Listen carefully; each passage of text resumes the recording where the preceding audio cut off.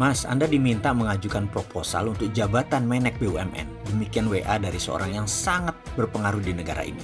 Dan tanpa menunggu jeda, saya mengetik surat di bawah ini. BUMN Incorporated digagas oleh Bapak Tantri Abeng pada bulan Maret 1998 untuk mengantisipasi banyaknya kenakalan pihak swasta sebagai kesalahan rezim Orde Baru yang lemah kontrol terhadap regulasi karena berbasis sistem otoriter dan sentral komando di tangan pucuk pemimpin tertinggi pemerintahan. Lahirnya BUMN Incorporated adalah antitesa swasta yang kebablasan sebagai sarana dukungan kepentingan penguasa Orde Baru. 21 tahun sudah hingga saat ini negara memperbaiki sistem ekonomi dengan government driven, memperbaiki regulasi dan menjadi operator agen pergerakan ekonomi. Di masyarakat yang semakin dewasa dan tumbuh kembang ekonomi memerlukan terobosan baru, mengingat pandangan dunia 2030 di mana U corporation atau bisnis semakin individualistik, semakin kecil, semakin lincah dan semakin spesifik, membuat organisasi seperti BUMN yang gemuk panjang birokrasinya dalam posisi berbahaya.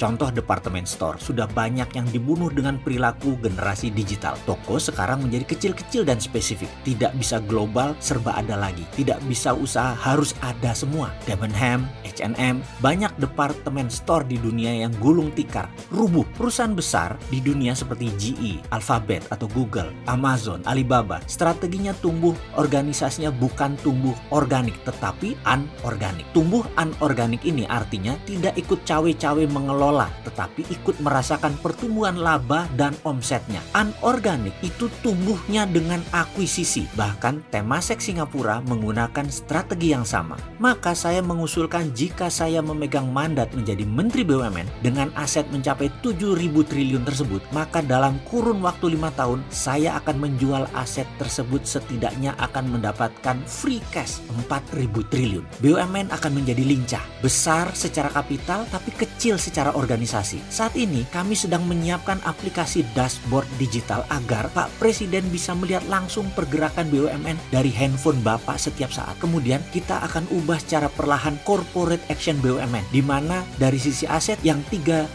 triliun sisa value tadi kita keep selama 5 tahun dan akan meningkat menjadi double, menjadi 6.000 triliun dengan cara bertumbuh anorganik dan memberikan setoran dividen ke negara termasuk pajak di atas 400 triliun per tahunnya. Salah satu alat untuk tumbuh BUMN adalah dengan menjalankan SWF atau Sovereign Wealth Fund. Ini saya mohon khusus waktu untuk pemaparan. Dana hasil penjualan BUMN selama 5 tahun ke depan tersebut kira-kira 4.000 triliun, 30%-nya untuk penguatan BUMN dan 70%-nya bisa negara gunakan untuk mengembangkan infrastruktur lanjutan, juga melakukan pemindahan pusat pemerintahan baru dan keperluan negara lainnya. Ada 800 BUMN dari pucuk hingga cicit akan dikurangi dengan merger kemudian dijual ke pasar modal, sehingga ada 50-an perusahaan gabungan dari 700 BUMN setelah merger dan diakuisisi yang akan melantai di bursa dalam 5 tahun ke depan, hingga hanya ada 4 perusahaan holding yang masih dipegang, yaitu telekomunikasi, perbankan, migas, pertambangan PLN, dan agribisnis. Karena keempatnya merupakan bidang strategis, telekomunikasi atau telco akan menjadi pusat digital layaknya Alibaba hingga Facebook. Mirip, sisa BUMN akan dilepas hingga 100% kepemilikan negara hilang, namun secara bertahap, tidak sekaligus. Setiap naik nilainya lepas 20%, naik lagi lepas lagi 20%, hingga 0, kurang lebih dalam 10 tahun ke depan.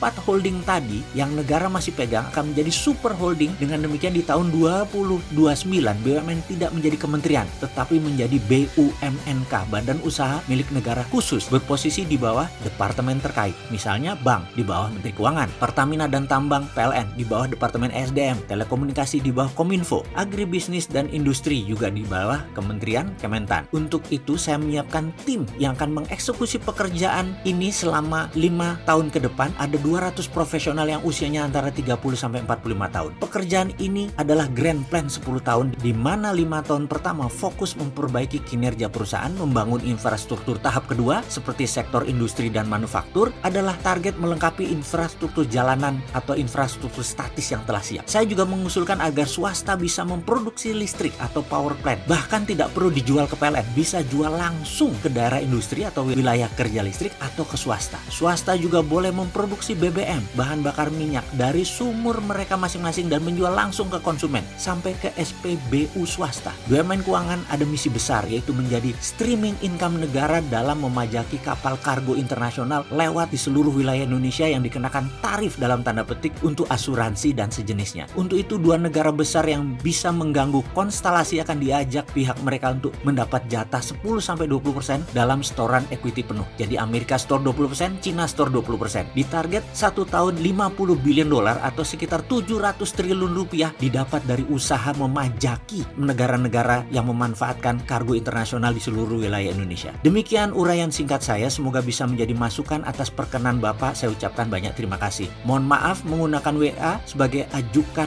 proposal sederhana ini. Matur sembah suwun, MWP. Pak, demikian suara keras menyapa. Bapak ini satu apa dua? Mendengar pernyataan tersebut saya kaget. Loh, Pilpres kan sudah lewat dalam hati saya. Oh, rupanya si supir minta petunjuk arah. Terminal 3 Pak, Garuda.